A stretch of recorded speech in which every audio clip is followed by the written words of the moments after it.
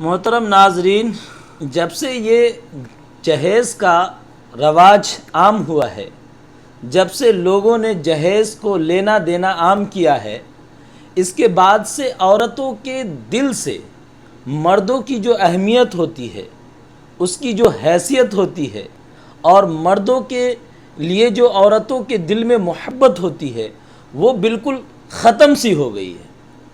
پہلے کی عورتیں جب اس کا شوہر اس کے گھر پہ آنے والا ہوتا تھا تو وہ اپنے آپ کو سج دھج کر کے، اپنے آپ کو بنا کر کے، اور یہ کہتی تھی کہ میرا سرتاج آنے والا ہے۔ لیکن آج کی عورتیں، جب سے ہم نے اس خرافات کو جنم دیا ہے، جب سے ہم نے جہیز لینا دینا شروع کیا ہے، تو اب عورتیں کہتی ہے کہ یہ میرا محتاج آنے والا ہے۔ اور محتاج کیوں نہ کرے، کیوں نہ کہے؟ اس کے جسم پر جو کپڑا ہے اس نے بھی اس کے باپ نے دیا ہے، اس کے ہاتھ میں جو گھڑی ہے وہ بھی اس کے باپ نے دیا ہے، وہ جس پلنگ پہ آرام کر رہا ہے وہ بھی اس کے باپ نے دیا ہے، جس موٹر سائیکل پہ وہ چلتا ہے وہ بھی اس کے باپ نے دیا ہے، جس پلیٹ پہ وہ کھا رہا ہے وہ بھی اس کے باپ نے دیا ہے، یہاں تک کہ جس گھر میں وہ رہ رہا ہے وہ بھی اس کے باپ نے دیا ہے۔ اس فقیر کی اپنی کیا حیثیت ہے؟ اس نے اپنے لیے کیا جمع کیا ہے؟ کیوں کر وہ لڑکی اس کی عزت کرے گی؟ کیا خوبی ہے آپ کے اندر؟ کیا آپ کے اندر کمالات ہے؟ کیوں کر وہ آپ کا احترام کرے گی؟ جو آپ کے ذمے ہے، جو ذمہ داری آپ نے لی ہے نکاح کو قبول کرتے وقت، جب آپ کہتے ہیں کہ ہمیں قبول ہے، جب قاضی صاحب کہتے ہیں نان و نفقہ و سکنا، یہ ساری چیزیں آپ جب قبول کرتے ہیں تو یہ اس میں سارا چیز ہے کہ آپ کے ذمے ہے مکان، آپ کے ذمے ہے روٹی، آپ کے ذمے ہے اس کے اخراجات، ساری ضرورت کی چیز تو وہ خود لے کے آتی ہے، تو آپ کس مرض کے دبا ہیں؟ اب کیوں کر وہ آپ کی عزت کرے؟ آپ اس بات کو سننا پسند کریں گے کہ وہ آپ کو محتاج کہے؟ کیا آپ اس بات کو پسند کریں گے کہ وہ آپ کے آنے والی اولاد کو اس کے رشتہ دار تانا دے کہ تمہارے باپ کو تو ہمارے فلاں نے گاڑی دیا تھا؟ جس طرح کا جو بھی رشتہ دار ہے، کیا ہو گیا ہے کہ آج ہم اس بات کو سمجھنے کے لیے تیار نہیں ہیں؟ جہیز جیسی لعنت کو اپنے گھر میں بڑی خوشی سے اور بڑے شوق سے سجاتے ہیں، اپنے اوپر یقین نہیں ہے، اپنے اوپر اعتماد نہیں ہے کہ آپ دو روٹی اپنی بیوی کو کھلا سکتے ہیں اپنے پیسے سے، اپنے پیسے سے اس کو کپڑا خرید کے دے سکتے ہیں، اپنے پیسے سے اس کو سامان خرید کے دے سکتے ہیں، اپنے پیسے سے خود کپڑا پہن سکتے ہیں، اپنے پیسے سے گاڑی خرید سکتے ہیں۔ آپ کو اپنے ذات پر یقین نہیں ہے، آپ کو اپنے آپ پر یقین نہیں ہے، اور آپ بڑے تسمار خان بنتے پھرتے ہیں کہ ہم فلاں ہیں فلاں ہیں فلاں ہیں۔ کیا ہے؟ جس کی اپنے گھر میں یہ حیثیت ہے کہ جو ایک بھیک مانگنے والے کی ہوتی ہے، کیا کہیں گے آپ؟ اس کو کس طرح جسٹیفائی کریں گے؟ کس طرح صحیح ثابت کریں گے آپ اس کو؟ شاید ہم سب کو یہ بات کا اندازہ نہیں ہے، یا ہم اندازہ لگانا نہیں چاہتے، یا ہم اس فکر کو اپنے ذمے لیتے نہیں ہیں کہ اس کی فکر کرنی چاہیے۔ آج اسی جہیز کی وجہ سے ہمارے معاشرے میں لڑکیاں غلط کاموں میں پڑ رہی ہے، غلط قدم اٹھا رہی ہے، اور کہیں نہ کہیں ماں باپ مجبور ہے، بے بس ہے اس کو روکنے میں، کیونکہ اس کے پاس اتنے پیسے نہیں ہو رہے کہ وہ اپنی بیٹی کا نکاح کر سکے، اور بیٹی انتظار کرتے کرتے وہ مایوس ہو جاتی ہے، اور مایوس ہونے کے بعد وہ غلط راستہ اختیار کر لیتی ہے، غلط طریقہ اختیار کر لیتی ہے، اور معاشرے میں جو ابھی بوا چلی ہوئی ہے لو میرج، بڑی تیزی سے یہ پھیل رہی ہے۔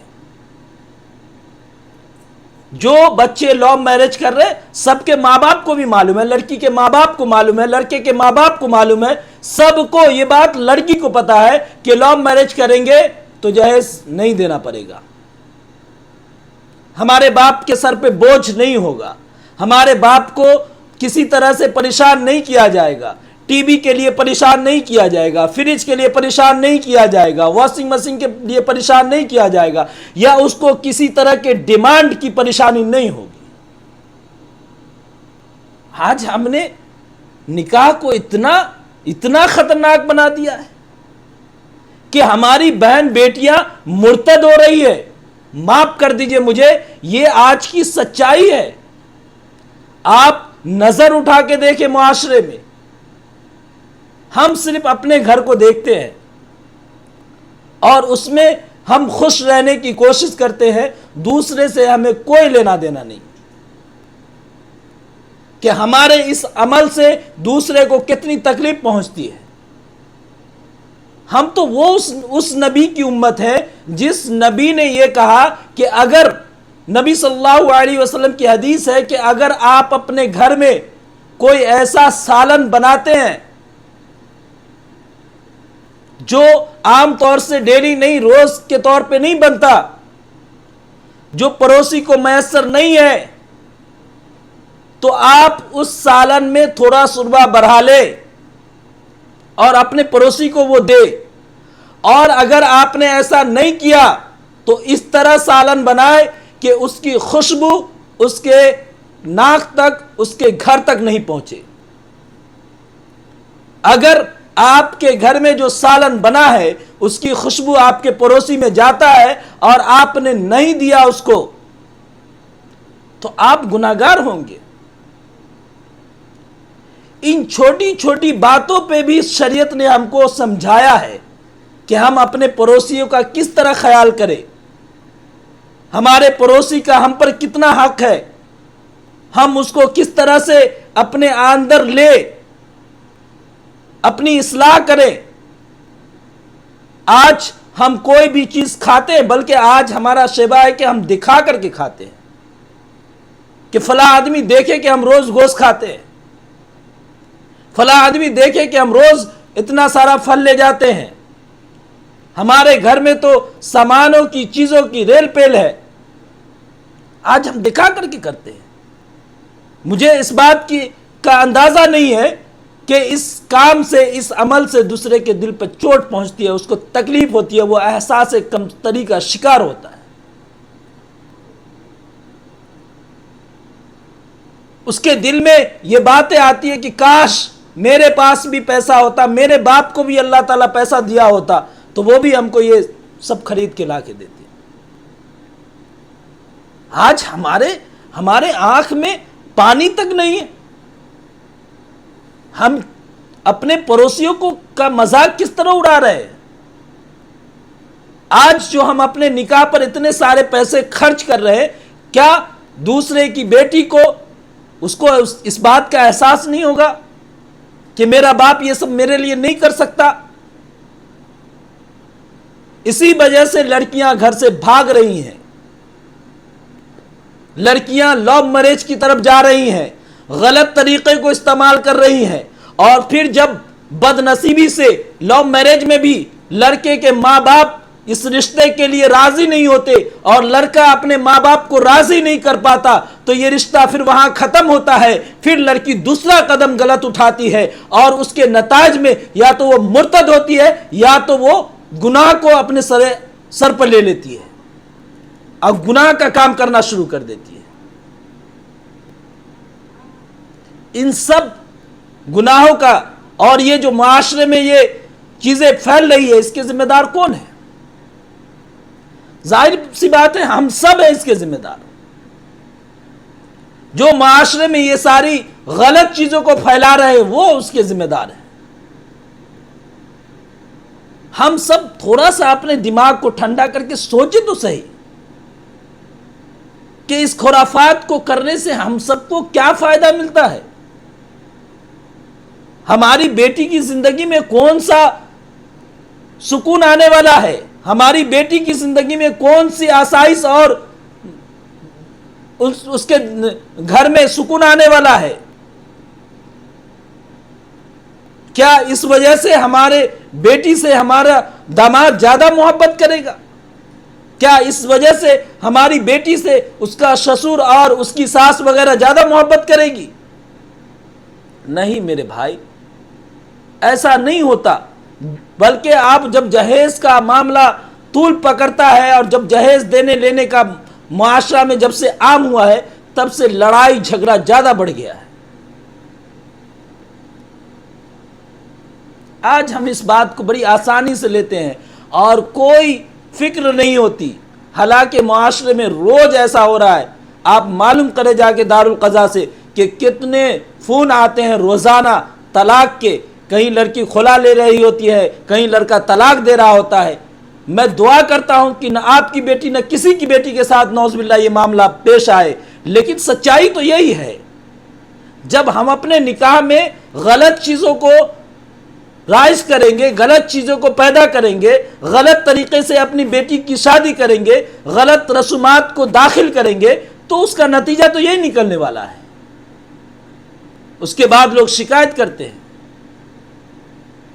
پچھلے دنوں ایک صاحب ہمارے پاس آئے اور وہ کہہ رہے تھے کہ ہمارے میاں بیوی کے بیچ اتنا جھگڑا ہوتا ہے کہ سمجھ میں نہیں آتا ہے، اور وہ یہ کہہ رہے تھے کہ سمجھ میں نہیں آتا، کوئی بات نہیں ہے، جھگڑا ہو جاتا ہے، کچھ نہیں، سب کچھ ٹھیک ہے، کھانے پینے کی کوئی پریشانی نہیں، سونے رہنے کی کوئی پریشانی نہیں، کپڑے پہننے کی کوئی پریشانی نہیں، کسی طرح کی کوئی پریشانی نہیں ہونے کے باوجود بھی چھوٹی چھوٹی باتوں پہ اتنا زیادہ جھگڑا بڑھ جاتا ہے کہ وہ جھگڑا طلاق تک پہنچ جاتا ہے۔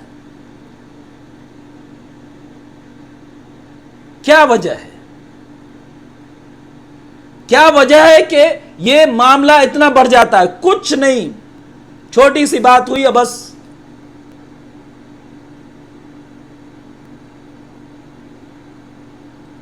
کیا کون سا عقل پہ پردہ پڑا ہوا ہے، سمجھ میں نہیں آتا کہ آج ہم کر کیا رہے ہیں۔ شادی جب ہو جاتی ہے اور لڑکی جب رخصت ہو کے لڑکے کے گھر میں چلی جاتی ہے، وہاں پھر اس کے بعد رسومات یہیں ختم نہیں ہوتا، نکاح تک یا بارات تک، ولیمہ تک ہی رسومات ختم نہیں ہوتے، اس کے بعد بھی کئی رسومات ہے جو برائی کو جنم دیتا ہے، چوتھی کے نام پہ، نوتھی کے نام پہ، پتہ نہیں کیا کیا، اور وہ سب اس میں اتنی بے حیائی ہوتی ہے کہ ہم لفظوں میں نہیں بتا سکتے۔ جو لوگ یہ جانتے ہیں، جن کے یہاں یہ رسومات ہوتے ہیں، ان کو اس بات کا اچھے سے اندازہ ہوگا کہ اس میں کیا کیا ہوتا ہے، کیا محرم، کیا غیر محرم، کیا بیٹا، کیا بیٹی، کچھ نہیں، سب خلط ملط۔ پھر ہم امید کرتے ہیں کہ کوئی شیخ صلاح الدین پیدا ہو، کوئی ٹیپو سلطان پیدا ہو، کوئی اللہ کا ولی پیدا ہو۔ کیا اس نکاح کے رزلٹ میں ایسا ممکن ہے؟ جس نکاح میں اتنے سارے خرافات ہوئے ہوں، اتنے سارے غلط رسومات ہوئے ہوں، جس نکاح میں ناچ گانے کی محفل سجائی گئی ہو، جس نکاح میں فضول خرچی کی گئی ہو، اس نکاح کے رزلٹ میں جو اولادیں آنے والی ہے، کیا وہ اللہ کا ولی ہو سکتا ہے؟ کیا کوئی ٹیپو سلطان ہو سکتا ہے؟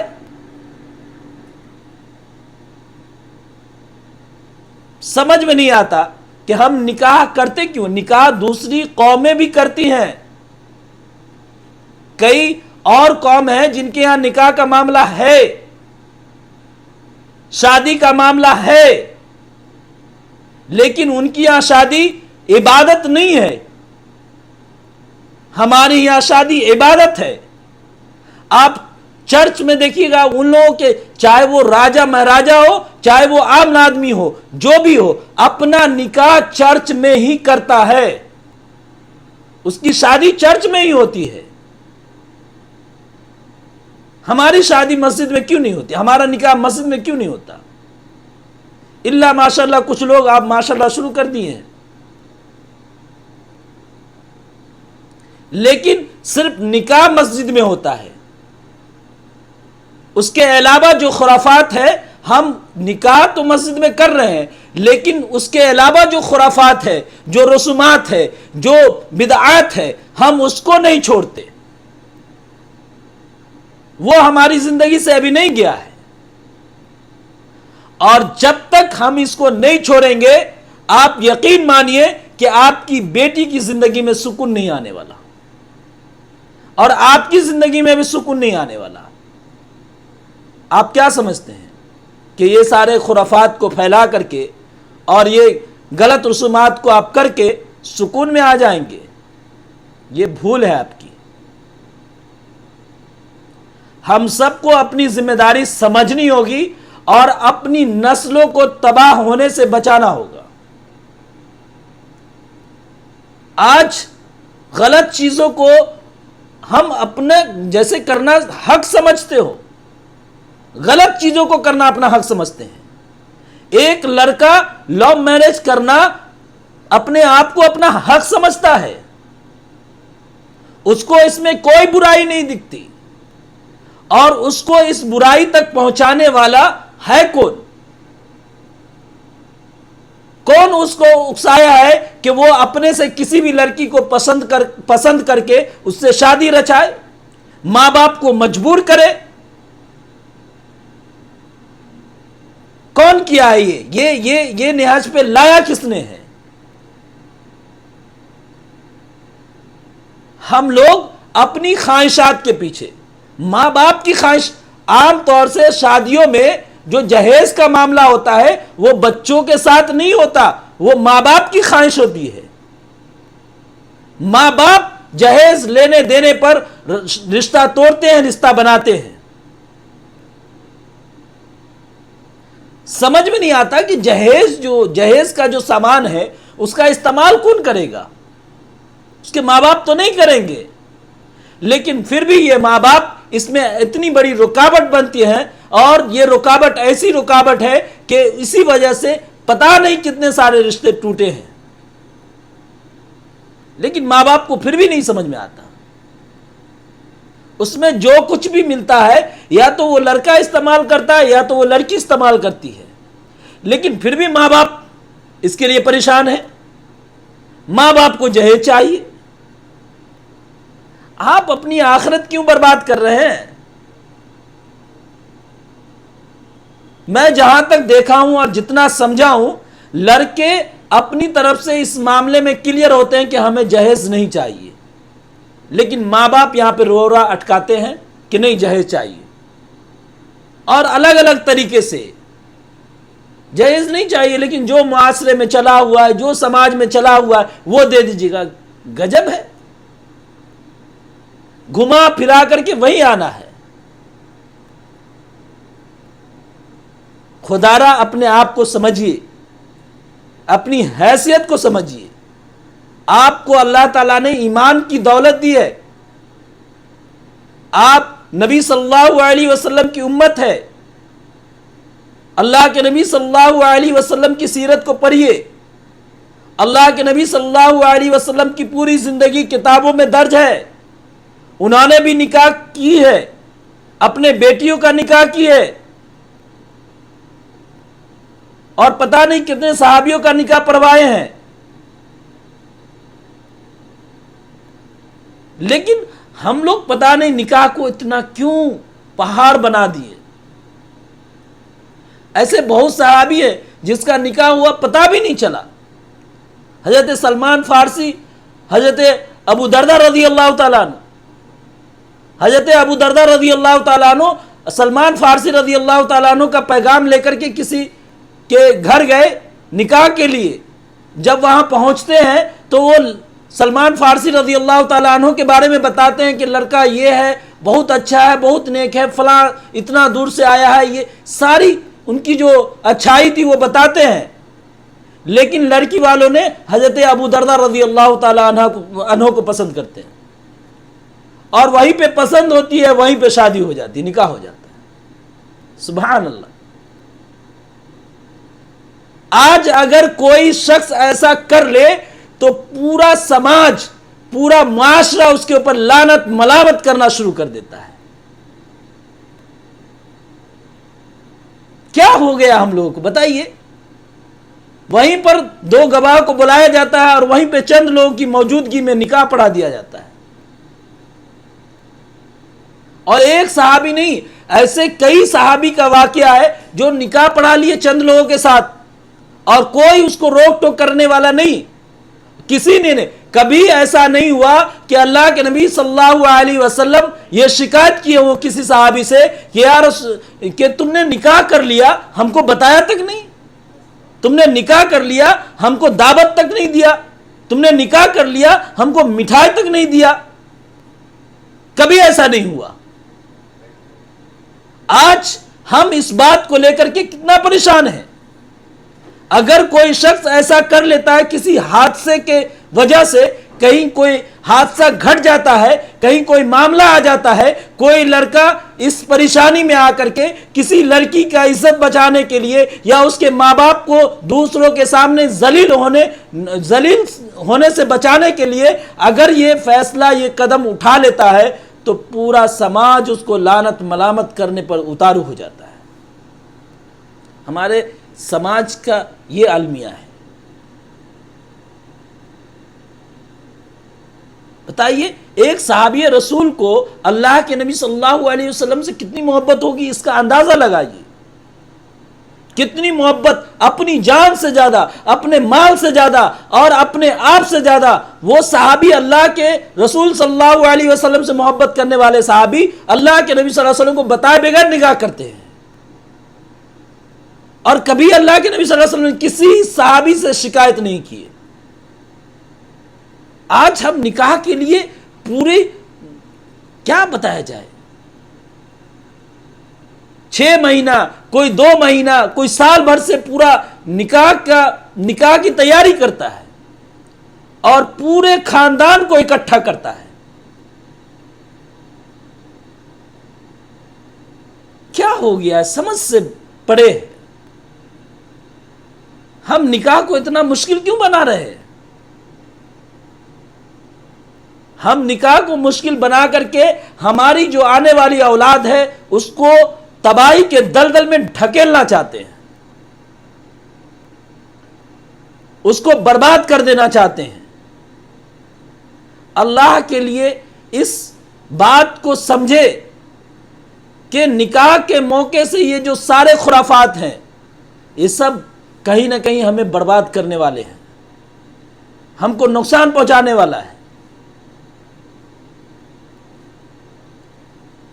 اللہ تعالی ہم کو اور پوری امت مسلمہ کو نکاح کے موقع سے جو بھی غلط رسومات ہے، جو بھی جہیز والے معاملات ہیں، اللہ تعالی ہم سب کو اس خرافات سے بچنے کی توفیق عطا فرمائے. اللہ تعالی ہم سب کو نبی صلی اللہ علیہ وسلم کی زندگی کو سامنے رکھ کر اس پر چلنے کی توفیق عطا فرمائے. اللہ تعالی ہم سب کو نبی صلی اللہ علیہ وسلم سے سچی اور پکی محبت نصیب عطا فرمائے. اللہ تعالی ہم سب کو اپنی محبت نصیب فرمائے. وآخر دعوانا ان الحمد للہ رب العالمین.